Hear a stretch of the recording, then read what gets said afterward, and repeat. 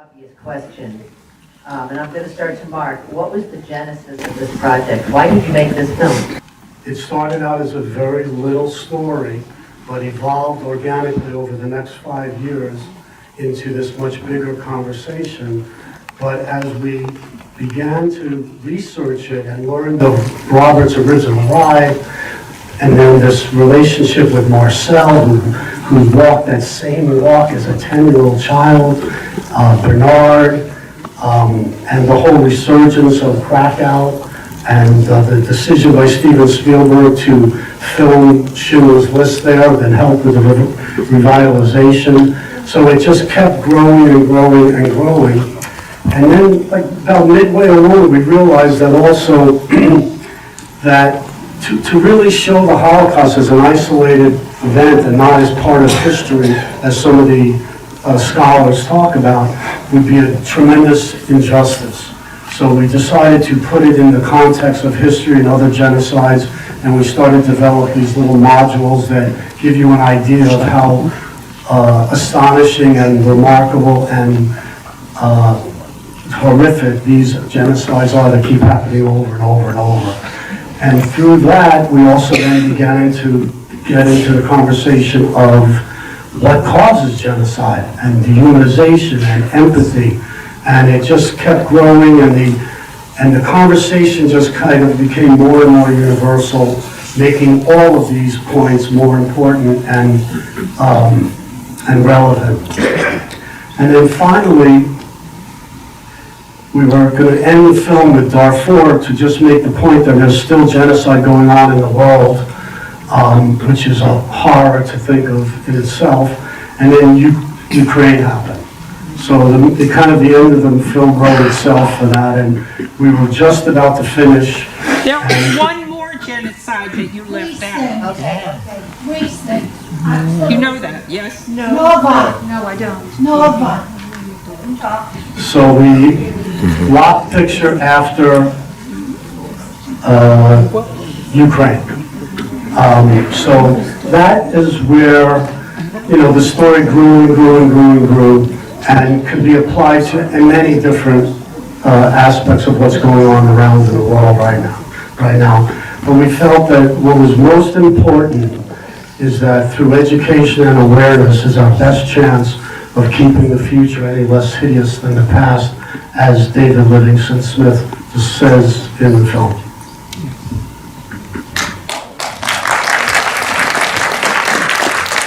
What was it? She's Crazy Horse said, a world longing for light again. Melinda, your father, for those who don't know, her father was Jonah Goldrich, was a Holocaust survivor and one of the founders of the Holocaust Museum LA, formerly known as Martyrs Memorial. And you're currently a board member there. You are also the director of your family's foundation, the Goldrich Family Foundation, and you're the incoming board chair of the USC Shoah Foundation. What was it about this film that attracted you to take on the role of the executive producer? And what compels you to support and nurture its journey and Holocaust stories? I learned just a few years ago about the power of film and storytelling as it pertains to the history of the Holocaust, as well as other things. I worked together with most of the same people on this stage on a child's film called The Tattooed Torah, which was a 22-minute animated film, and that was a real success in the world of Holocaust education.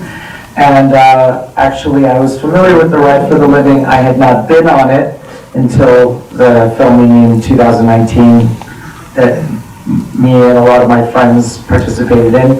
But I had funded the ride and been to Poland and met Jonathan, been to the JCC Krakow, and I was really compelled by the story and thought it would make a cute little film, basically. And it started as a little human interest story about Marcel and Bernard and Robert and Jonathan and a few other people at the JCC Krakow. And due to Tim and Marc's vision of how to expand it into a greater educational story, it became what you just saw on the screen today. And we're hoping that it has the same sort of educational breadth and broad audience that we can possibly, as large of an audience as we can possibly have, and having it at festivals like this is just the beginning for this film. Now, I have a more personal question. In the film, we see you participant, and you talked a little bit about your feelings about it. I know that Beth Keane talked about how it affected her, also coming from a family with Holocaust survivors. Talk about the experience of being a participant, coming from your father's experience, what that meant to you, how it affected you as a second generation and somebody who supports Holocaust education. Prior to doing the ride, I had been to Auschwitz on a couple of different occasions, and once with my father back in the 1980s, and again for the anniversary, the 70th anniversary of the liberation of Auschwitz. Going on the ride together with Beth and a bunch of my other friends and showing them Auschwitz and Krakow for the first time was a particularly special experience. As I mentioned in the film, riding away from Auschwitz gave me a real sense of freedom. To get on a bicycle and replicate the walk that Marcel did back to Krakow was really meaningful, and to do it with a big group of people, some of whom I knew before and some of whom I just met for the ride, just was a really different experience than just going to visit the camp. And leaving on your own free will with a group of primarily other Jewish people was really meaningful, and arriving in Krakow even more so. Tim, what is it about this film that makes you feel its messaging is so current, urgent, and compelling? Well, building a bit on what Marc said about the expansion of the idea was not just about compiling a list of genocides, it's about patterns in human history. And human nature and human history, kind of where they collide, is in a motion picture like this. In other words, and this is the part that's going to set some hair on fire, but we are all susceptible to the things that you've seen in this film, right up here. Every single one of them. Doesn't matter what your heritage, your religion, your color, your nationality, any of that is, we're all human beings in the good way and the bad way. We've all got the susceptibility right here to have dehumanizing thought, action, attitudes. So back in 2019, when we were first trying to figure out what to do in Poland, my wife, Lisa Afris, who's the producer, God bless her, a little hand of applause there, and Marc were talking about this, and one of the things that occurred to me as we had this conversation was, what are the commonalities? Two words that kept popping up in pop culture and news were dehumanization and empathy. Empathy seemed to be on the decline, dehumanization seemed to be on the upswing. Obviously this ride, following in the footsteps of a little boy from 1945, is pretty much empathy 101, following in his footsteps. So we started thinking about these two conflicting forces. And from between 2019 and 2025, we've seen that clash, those clash of human psychology and philosophy and spirituality get worse and worse. It's in the news every day. I hate to be the one to have to break that news to everybody, but it's in the news every single day. And as we made this film in 2020, 2021, 2022, 2023, 2024, the one thing I came away from watching news, which I watch a lot of, probably too much, was, oh my God, we got to be out there right now. We can't spend another minute editing this film.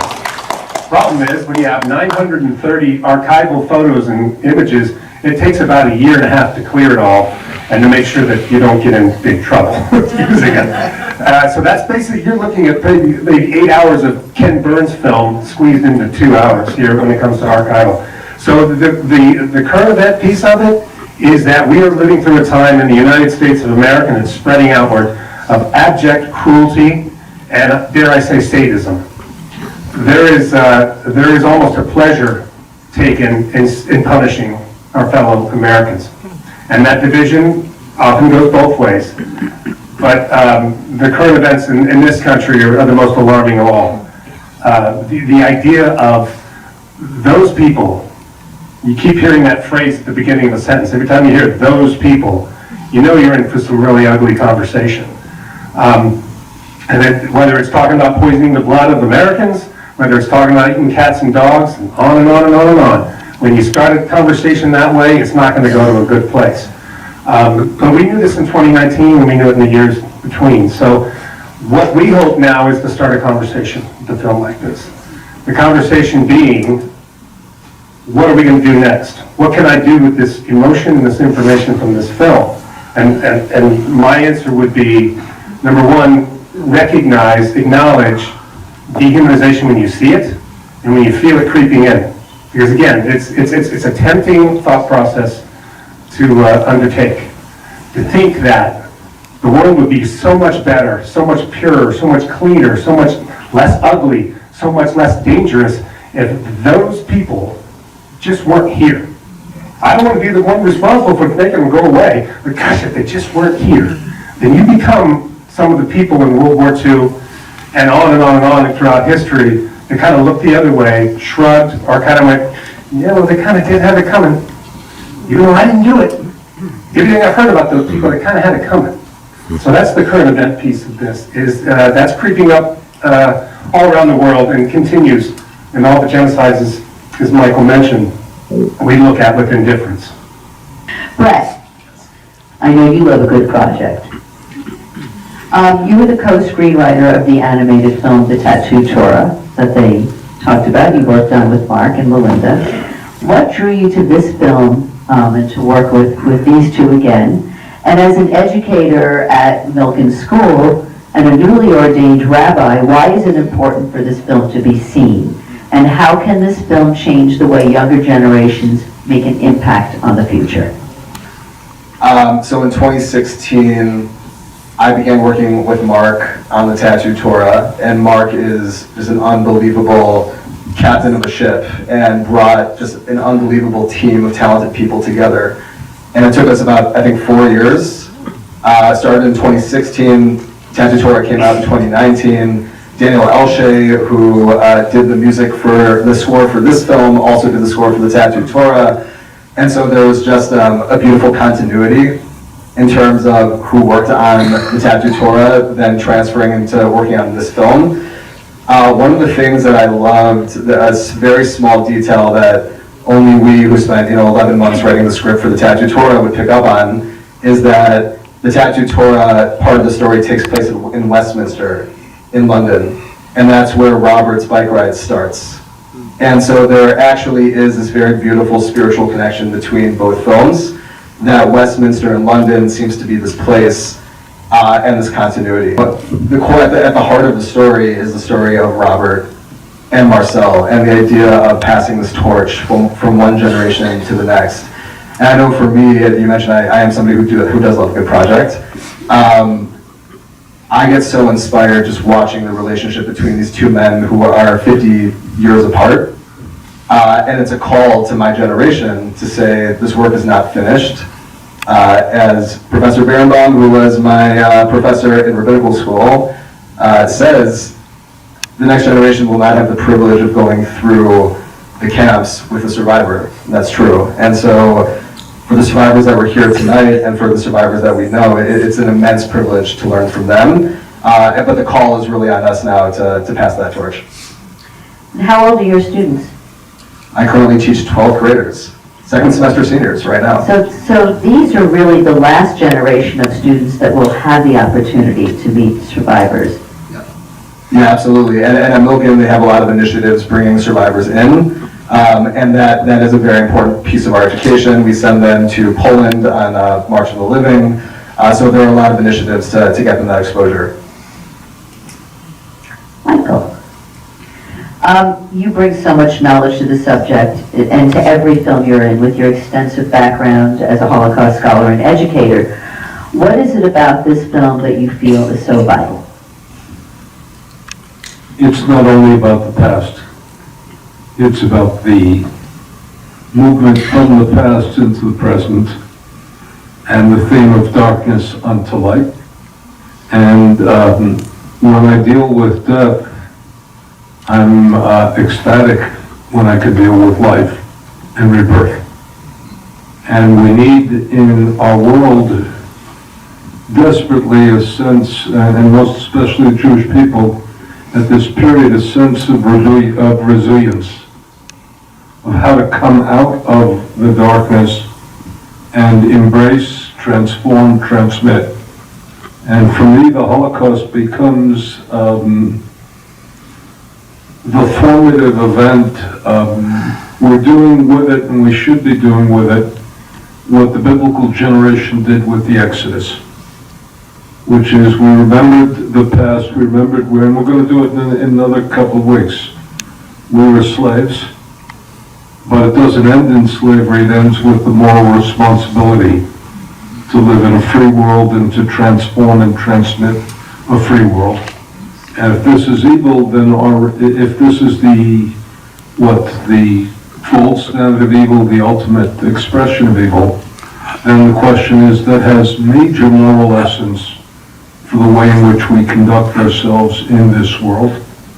And among those moral lessons, you heard, is the most basic of all lessons, which should be essential, and I'm standing next to a rabbi, should be essential to all human beings, that we are all created with a certain innate equality and a certain absolute dignity, and that was essential to the biblical idea of creation.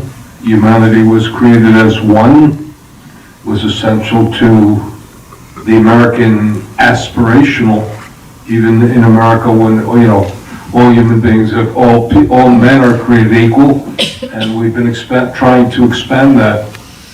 And speaking of our period of time, I hope we don't contract that in our world. So part of what attracts me to this film is precisely that we leave Auschwitz. I had a friend who went into Auschwitz, whose grandfather had been killed in Auschwitz, and he had a very peculiar reaction, which is he walked in, he kept walking out. He walked in, he kept walking out, and finally, he's a psychologist, finally he said, what the hell am I walking out of this again and again? Because he wanted to tell himself that he could walk out. We begin there, we don't end there, and we go forth from there, and that's one of the very exciting things about going on the ride. The other thing is you got a little bit of the fun of the whole thing, because it's the one time in absolute polite company when we have Shabbat dinner after the ride occurs on a Friday. It's the one time in polite company, even in the Me Too generation, when you walk to somebody and you can ask them, and how's your ass feeling? If you want to go to Krakow, and it's a beautiful city, unfortunately it's within 50 or 60 miles of Auschwitz, otherwise it would be one of the great cities of all Europe. But it occurs within the Jewish festival. Several years ago, my college roommate went there. He's a leading psychiatrist. And well, he had to become a psychiatrist after living with me, because but that's a different story. And it culminates in a concert that runs most of the night of Motzei Shabbat in Krakow. And one Jew said it was more fun being in Krakow that evening than it was during the 800,000 years that Jews lived in Poland. And my roommate came out of it and he said, Michael, you've given me one of the greatest Jewish experiences of my life. And we'd been in the 6-Day War together, so we know a little bit about living historical events. I said, what do you mean? He said, look, if you can transform in the shadow of Auschwitz death into life, and into fun, into joy, into vitality, into vibrancy, then there is something about the ability of the human being to rebuild, restore, renew, transform. And if we give it a moral import, to do it in a moral universe, that is extraordinary. And that's one of the reasons that I go back for the ride. And it's one of the reasons that I work on both ends. I'm inside Auschwitz and I'm inside the JCC. And if you go to JCC, the other thing you didn't see is the other wonderful experience, which is that you have inside the JCC many people who have only recently discovered and don't know how to deal with it, that they are Jewish. It was a family under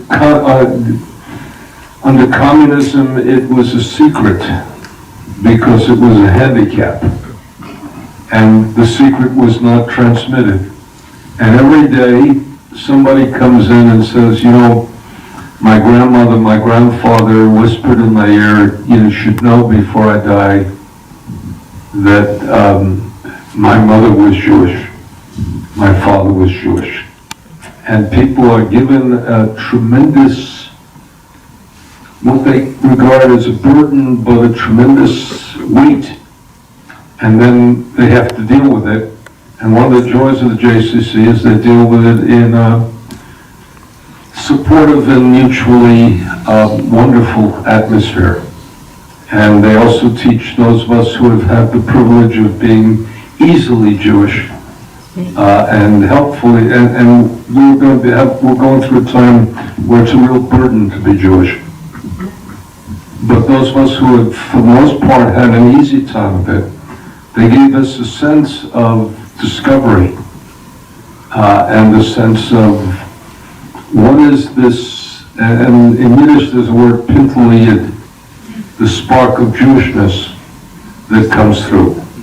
So in both places, and the idea that I ride a bike between one and the other is really quite something. And at the end of the day, it's only my rear end that gives out, and not my legs, because I run in anticipation of it. Michael, you just said something, and that triggered a thought years ago. You said it's hard to be Jewish these days. Years ago, we did a Q&A, and you said to me, this was around the time I think of Charlottesville, and you said anti-Semitism isn't on the rise. It's always been there. They're just allowed to now voice their opinion. How do you feel? Do you think it's on the rise now? How many hours do you have? Let me do it. We're serving breakfast soon. Let me do it in 2 minutes. Look, you have to understand anti-Semitism. If you want to understand anti-Semitism, you have to understand 4 words: source, goal, priority, stability. The source of anti-Semitism differ. There's religious, political, social, economic, cultural, and racial anti-Semitism. With all due apologies to Whoopi Goldberg, Nazi anti-Semitism was racial. Depending on the source of your anti-Semitism, that's the goal. Religious anti-Semitism, the goal is conversion. You saw political anti-Semitism, Jews will not replace us. Racial anti-Semitism ultimately resulted in, it went from eliminationist anti-Semitism to exterminationist anti-Semitism, get rid of Jews. The most important element with all of the different goals, and social anti-Semitism, Groucho Marx, I would never want to belong to a club that would have me as a member. The most important element is priority. One of the reasons Jews have been safe in America is we were never the priority. You can always say there were other groups higher on the totem pole of persecution. And the question becomes, and that's not true in Europe, the Jew was the other. In Poland there were Poles and Jews, and the like. But the most important element of that is stability. And that is, the more unstable the world is, the more endangered the Jews are. And we live in an enormously unstable time. And Jews are the canary in the mine. And the worst part of this time is that we have and I grew up in a generation where after World War II, if you were anti-Semitic, you didn't want to say so because that was to be like the Nazis. If you were a racist, you didn't want to say so after the 1960s because you became like Bull Connor. The worst thing about our world today is that if you feel hatred, you can express it and shout it and transmit it. And you now have three tools that we never had. You have the telephone, which is access to the internet. You have all of the social networks, which gives you a supportive, mutually supportive community. And you also have a dramatic rise of distrust in basic institutions, which means all sorts of conspiracy theories. And this is a combustible mix that is bound to envelop the Jews. Add to that the question of Israel, which we're not going to deal with today, but add to that the question of Israel, and you say we have gasoline on the fire. That's the shortest I can present it. Thank you. I just have a few more questions, and then I'm going to let you guys ask your questions. But I know you talked about it briefly, making the choice to have the juxtaposition of the Holocaust compared to other genocides and the genesis of starting with the dehumanization. Talk about when that idea came about and what you learned maybe in the process. I mean, it was fascinating to see how you did that and the genesis of how one genocide led to another. Can you? Well, some of the actionable items, some of the methodology certainly came into comparison, I suppose. So I wouldn't call them a juxtaposition, as I would call it an indelible pattern and stain on human history. But it was remarkable to realize that some of the mechanics that led into it had remarkable similarities. I'm not saying they're carbon copies of one another, they're exactly the same, they aren't, but you will see the triggers, both by the perpetrators, the bystanders, and the victims, always seem to, it's not like tracing human history, it's not echoes of human history, it's not even human history repeating itself, it's human beings continuing an indelible pattern that they can't seem to break out of. And because there are so many triggers like an instability like there is now, Timothy Snyder made a great point. If you want to eliminate, or if you want to avoid or prevent genocide, you've got to believe in the institutions, the democracy, the rule of law, education. And education alone won't do it. You need more than knowledge. You need emotion. You need to think and feel at the same time. Yeah, and that was my next question, is that, knowing and feeling are two different things, and bringing in the people that you had talking about empathy versus dehumanization, even going back to infants. And I have a young child, and I've seen the progression over the years, even in school, of the way they start out, learning to play with each other, and then it becomes a competition of, gold stars and teams, us against them. So talk about why you brought that whole concept in, which is the antithesis of knowing. Yeah. Well, Franz de Waal is the foremost, that's his field of study, empathy both in primates and human beings. And there's been this, most of us, I have multiple kids, more than most people would possibly imagine. I've been through 2 marriages, I've had 6 children in my life. And I would say, thank you very much. And only celebrities got applause for things like that. But, I'm tired. But there's a stubborn, those of us who raise little kids and see conflict in playgrounds and, when we turn our backs, they're grabbing things. We tend to assume that they're not equipped with this innate thing called empathy. That they just, they're born into Darwin's world, right? When they're little, it's like, give me, I want that. Oh, competition makes them fierce. Not so. I think DeWall's insight on that we are born with this resistance to doing harm to other of our kind.